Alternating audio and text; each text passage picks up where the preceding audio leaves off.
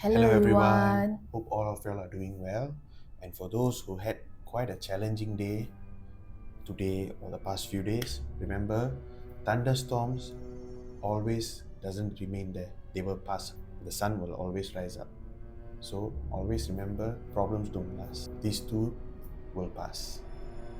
Yes. Now, do you dare to dive into our Scary soul? soul.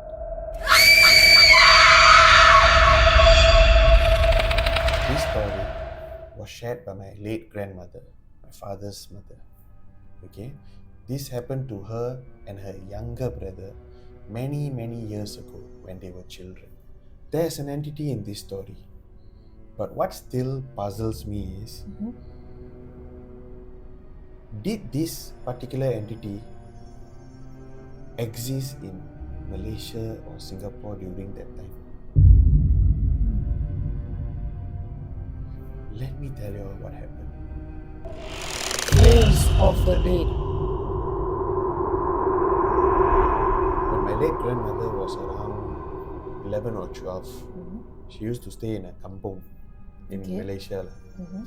So the thing is that it was one big family, and she used to sleep together with her younger siblings. Mhm. My late grandmother was one of the oldest back then, so she was very fond over her siblings and all.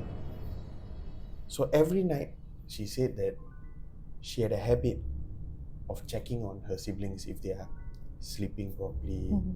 are they like troubled in any ways and all Mhm. that. So being it as a kampong, which is like a village setting, snakes, all sorts of Ah. critters will be all around, and if it's the same house which she's saying, right, Mhm. which I've been through and fro during my childhood, the house is quite old and surrounded by palm tree palm Mm. trees, so like there's a lot of snake sightings, monitor lizard sightings and Mm. all. So if Mhm. it's a ground floor landed property, they can just enter easily now. My grandmother apparently woke up and she just looked around for whether everyone was safe, where she actually suddenly noticed that her younger brother was not to be found anywhere. Yes. So she called out for his name. There was no response. So since she's fond of her siblings, right, her immediate reaction was, okay, I don't want to trouble the elders. Mm. And since this is my house, this is my kampung. So she was brave. She managed to find like I can't really remember now, it's either a lantern or a torchlight. Mhm. And she actually went to the back of a house where there's acres of palm tree land. Mm. So now already when we go to Malaysia, Mm. those kampung place don't have sufficient lights Mm. and all. Correct. When you go on the highway, it's all the reflectors and all. Mm. This is back Back then, then, yeah. zero lights. So it was complete darkness. Yet, my grandmother still gathered the courage to look for her brother. Mm. So she walked into the forest. Oh my God. So all she said she could remember is, because there's a lot of like chickens, Mhm. insects, the sounds, So Mm. she could hear all these kind of sounds. Mm.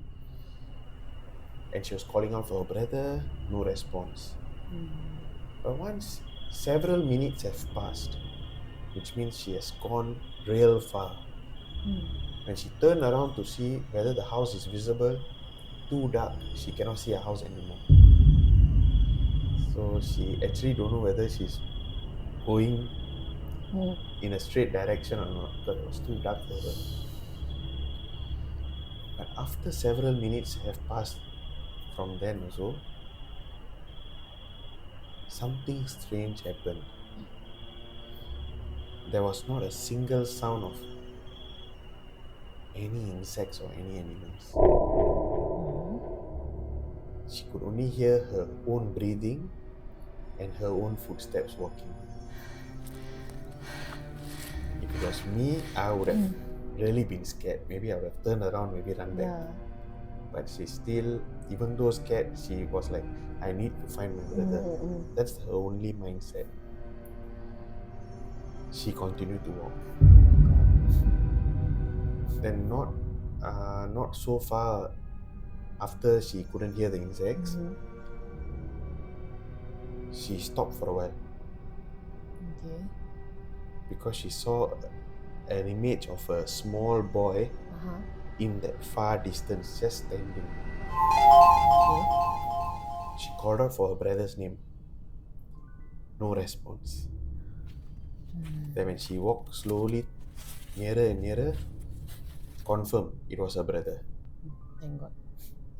But the brother was not alone. Okay.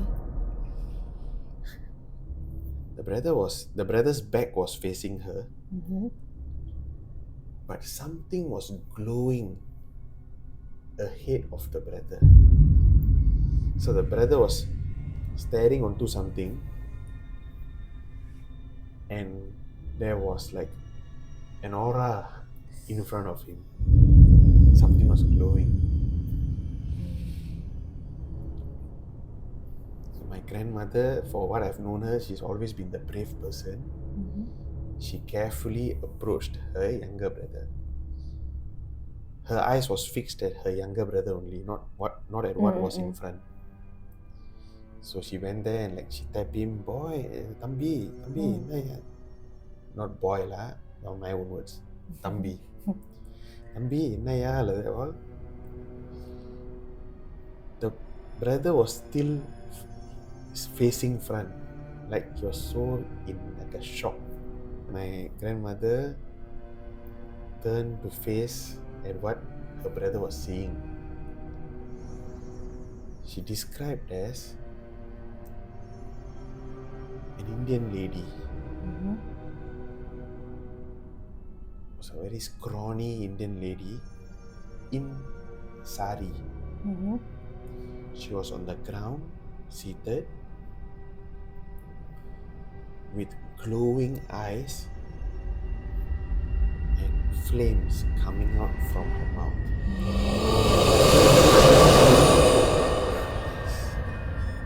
And on top of that, that lady was staring straight at them while having her hands plunged into the ground and doing this non-stop. She kept doing that, and she was like giving that very eerie, like moaning sounds.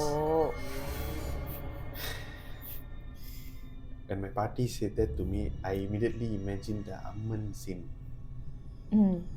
There's one movie called Amman where the Amman takes a form and comes into a house, asks to do something, and then when the lady wanted to go back to her house to ask, I don't know whether this poor lady has eaten or when she comes, she sees the full form, and that Amman will be moaning very scarily. That was what came into my mind.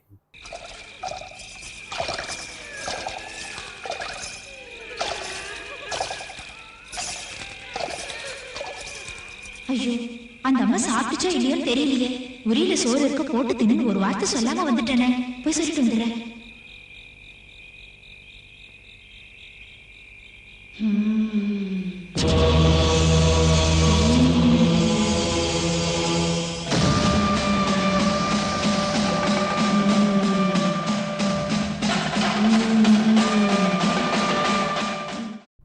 My grandmother was scared, was very scared seeing this. So she said she dropped the light she was having. She picked up her brother. She turned, without looking back, she ran. That thing started screaming out loud, screaming and screaming. My grandmother kept running forward. she kept telling her brother not to look behind, just come. She was shielding him, she was running. That's when the house lights lit up because of that screaming. And that's when my grandmother found out how far she has written, because there was only just like a tiny dot in front of her. Oh. So she ran. And after that, she could hear the elders screaming out their names. She ran. And what my grandmother said was, until she reached the house, she still can hear a faint screaming right at the back. The good thing was, it shows that the thing was still sitting down there. It didn't follow. So she told the elders all what happened and all that. Of course, they were worried for her because she's a girl, but they understood her motive to save the brother.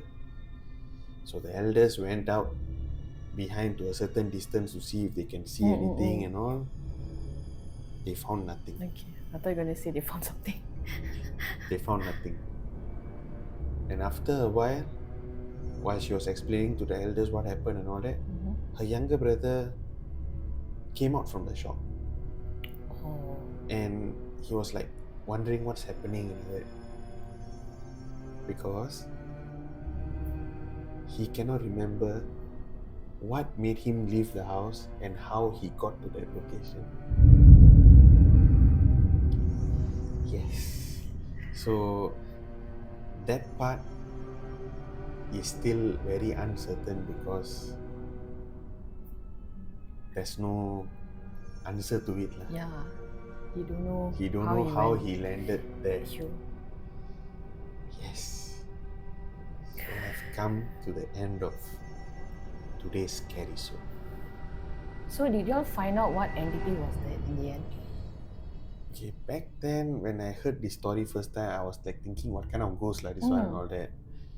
But after few years down the road, I've heard and read about certain things.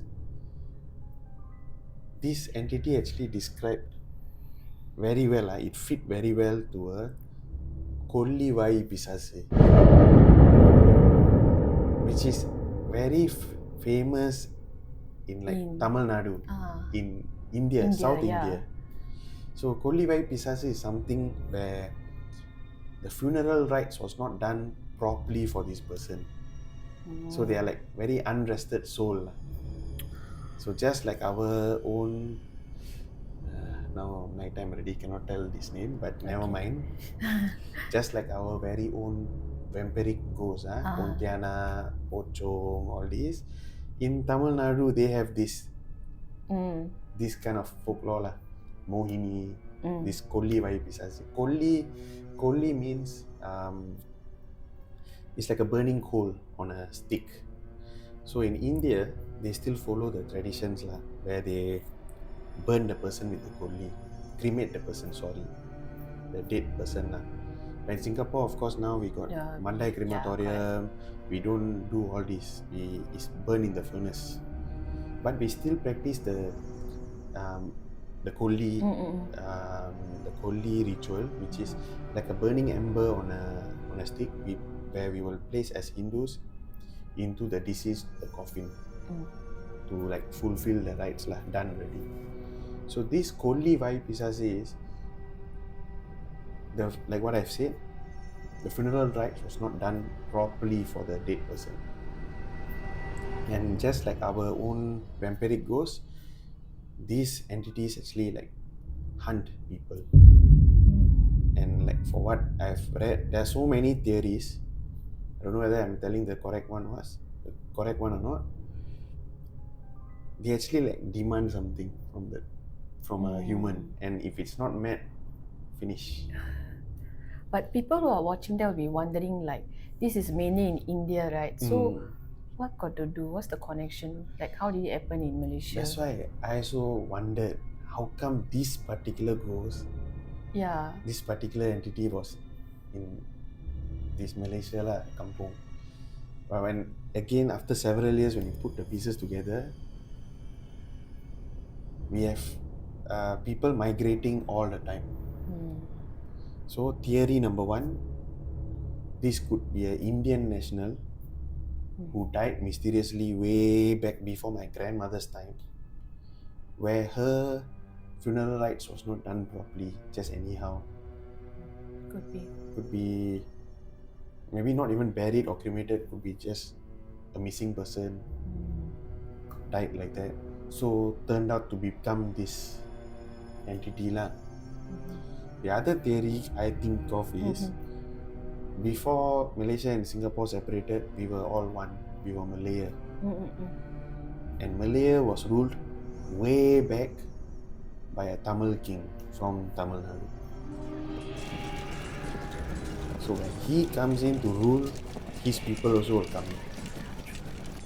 So maybe this was a lady, again same theory a bit, never got the burial rites or the funeral rites properly, and she became this Koli Vai Pisas. This is just my thinking. So if you all have any like options or opinions, please state in the comments below. We would like to hear them. So as he was telling the story, right, I was thinking that maybe your tata, your grandfather would have actually went out to go toilet lah, because I remember my mother say that last time kampung time na நம்ம வெளிய போனோம் டாய்லெட்க்குலாம் There was you no know. inbuilt Yeah, so toilets. she said that her parents always remind her that if you need to go toilet, better go now, don't go in the midnight all.